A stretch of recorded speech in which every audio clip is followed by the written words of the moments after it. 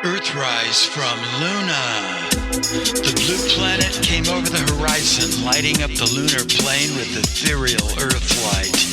I turned to Vatina, my angelic lunar girlfriend, and hugged her closer to keep warm as we looked out over the lunar colony inside the dome that was our home on the moon, all crystal, neon, and chrome. The lunar geodesic crystal dome colony on the shadow borderland was colonized by the usual misfits and dreamers who couldn't wait to get off the Earth. They were soon visited by a number of alien races who found the dome complex to be a much safer place to visit than Earth. Colonists were much more open to the strangeness of alien visitors than the uptight folks back home, so soon the aliens were opening businesses and moving there. They installed amazing transportation systems and ultra-tech offices and dwellings. There was a dimensional viewport, transgalactic communication, interplanetary tourism, and short-hop teleportation.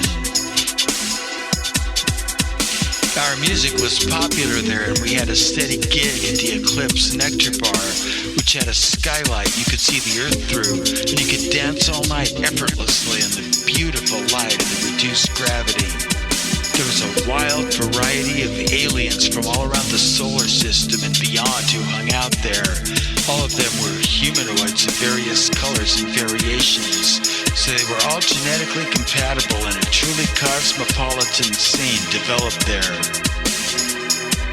That was when I first started interplanetary dating. We also enjoyed freeform floating to abstract music in the orbiting arboretums, which offered fantastic starscape vistas in the zero gravity. I heard indescribable transplanetary music played there, while fractal holograms shimmered in the night, and we floated there together. One of the things that surprises you when you arrive on the moon is all the public sex going on.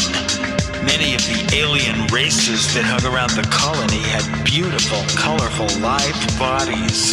It was amazing to come upon a couple from different planets, locked in some impossible embrace in the public park, carpeted as it was with soft lavender Venusian moss and scented with intoxicating moon orchids.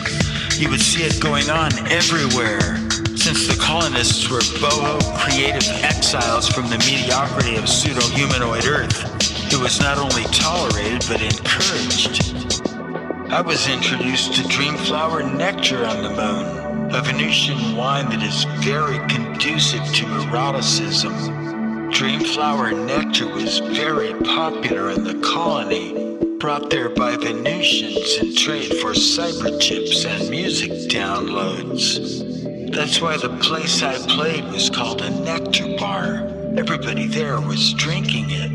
It lit up all the musical, aesthetic, and erotic synapses and moved the body to dance. Playing the Eclipse was a blast.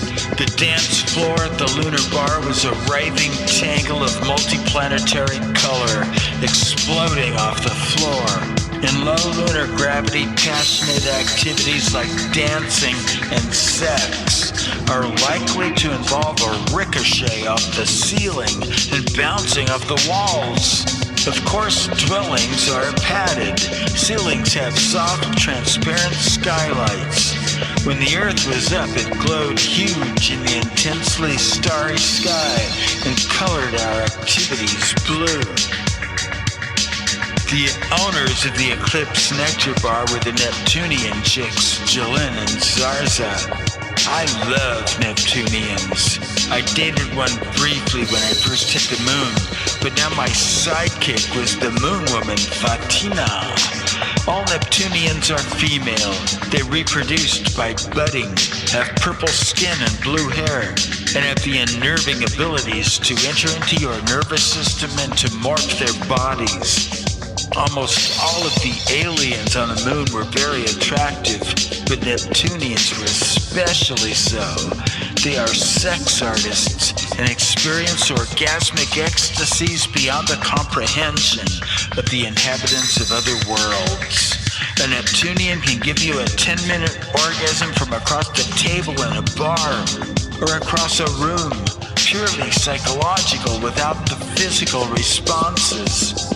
They do this by tweaking the pleasure centers of the brain telepathically. They have perfected this art. They have had some wild parties that were sort of obligated to attend because we were working for them, but I didn't mind too much. They would put on erotic performances there. They have sex arenas surrounded by video screens, cameras, computers, and lights, and would do performances in costume. It was amazingly beautiful. These were the strange customs of the lunar colony during the years that the mediocrity clamped down on Earth by the pseudo-humanoids, and we knew we were in a better place.